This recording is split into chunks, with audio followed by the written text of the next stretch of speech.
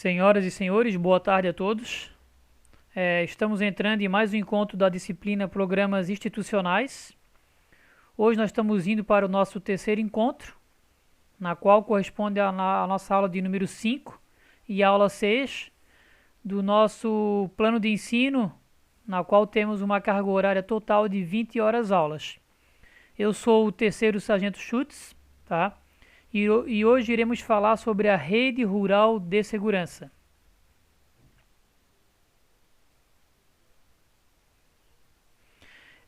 Conforme repassado aos senhores na última aula, né, nós podemos ver no último encontro que os programas institucionais da PM eles estão alicerçados, né, sobre atos institucionais da PM e que todos eles vêm ao encontro da diretriz nacional para a implementação de programas de prevenção e rede de prevenção, né, no sentido de trabalhar a questão da filosofia da polícia comunitária, né, esse viés mais próximo da comunidade.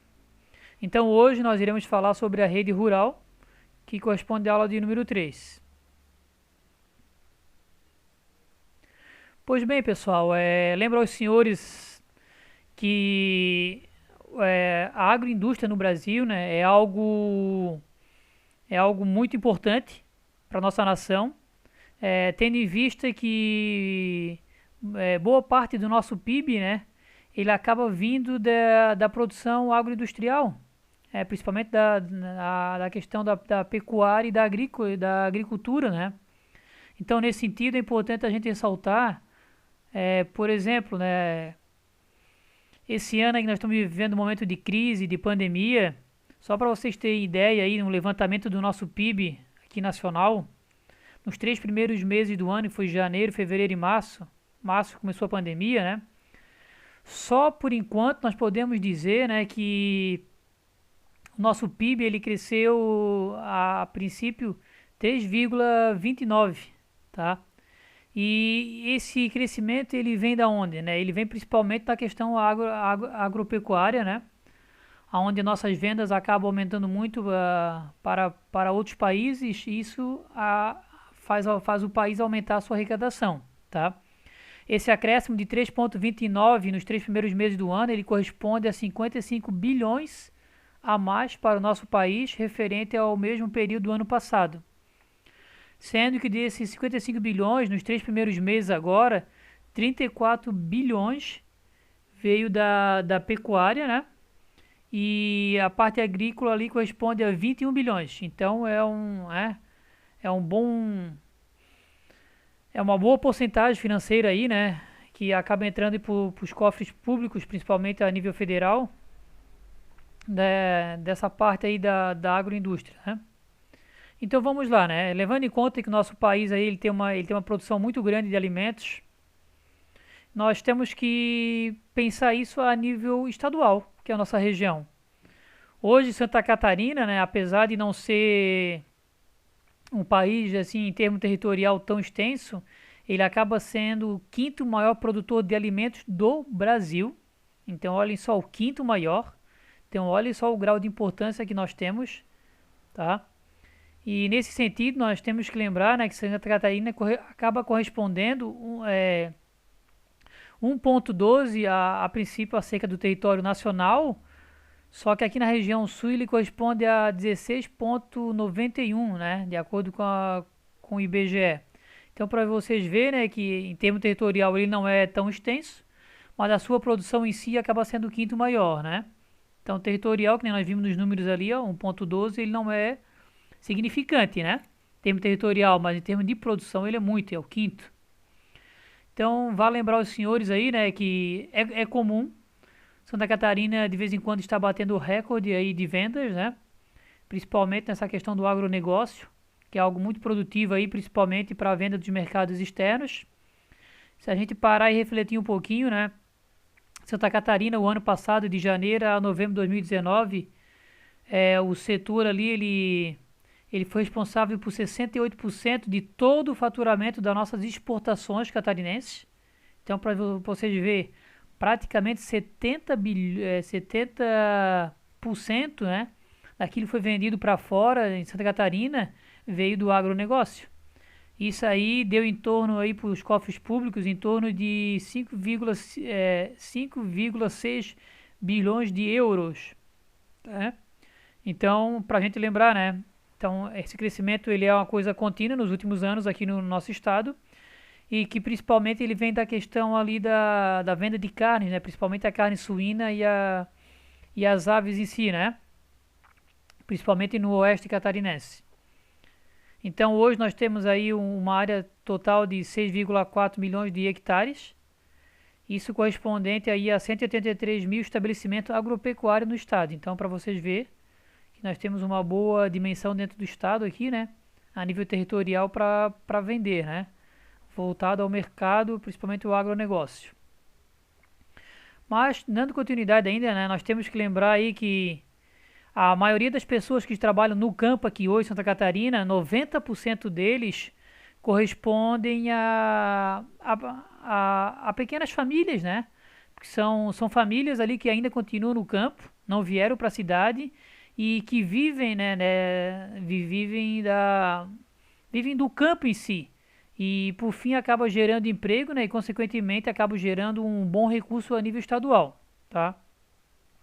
Hoje nós temos em torno de 498 mil pessoas, né, ocupadas na atividade agropecuária. Então, só para vocês terem ideia, né, o nosso estado aqui ele tem em torno de 7 bilhões, tá? Desculpa, 7 milhões, né, de habitantes, sendo que 498 mil eles estão voltados diretamente a trabalhar no campo. Então, nós temos que lembrar então hoje que, se parar para pensar, né, a nível aqui, para resumir, a nível estadual, esse agronegócio hoje ele corresponde a 30% do nosso PIB no estado de Santa Catarina, tá?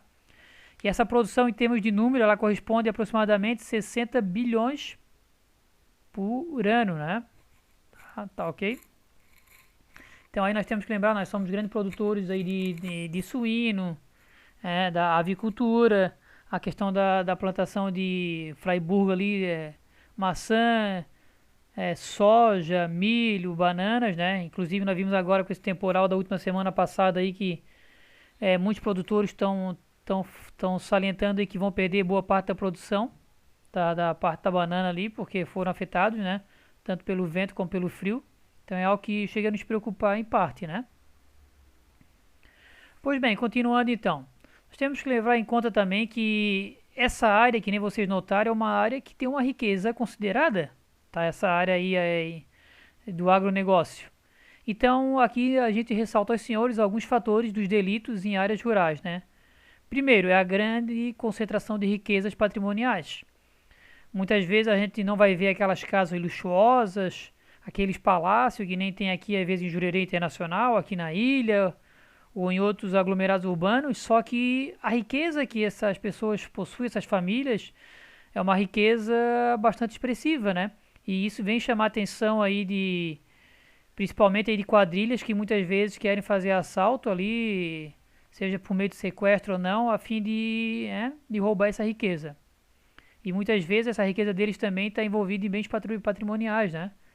Apesar de por fora não parecer ser um palácio, mas muitas vezes eles possuem bens com valores significativos dentro de residência. Então, acaba acontecendo muitos assaltos. O segundo ponto ali que é fator de delito, né? A baixa densidade demográfica, ou seja, né? Que nem nós vimos ali anteriormente, 498 mil pessoas trabalham no campo no total de 7 milhões. É considerado 498 mil? Sim, é considerado, mas em termos de densidade demográfica, não existe uma ocupação tão grande daquele espaço. Há bastante terra para poucas pessoas, vamos dizer assim. Então é outro fator que facilita para que possa ocorrer o assalto, né?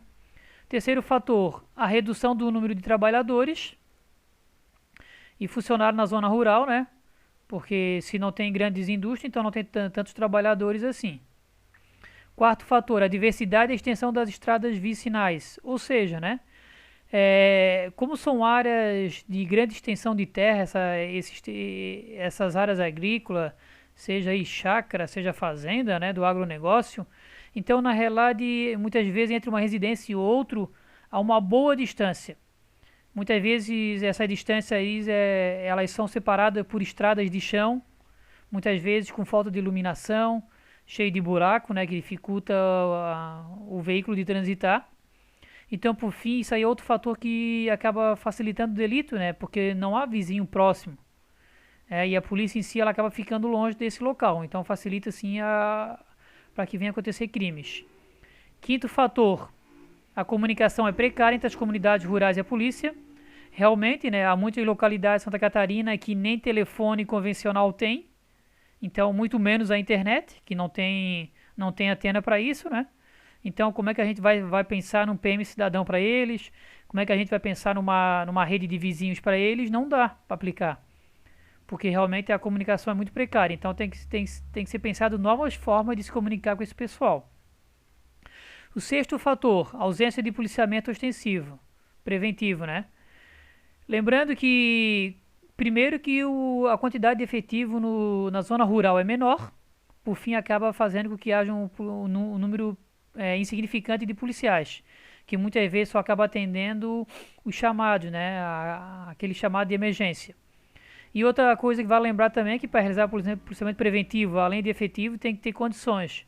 Muitas vezes o que falta de condição são as estradas em si, né? Muito cheio de buracos, sem condições para que os veículos possam transitar normalmente, principalmente num atendimento de emergência.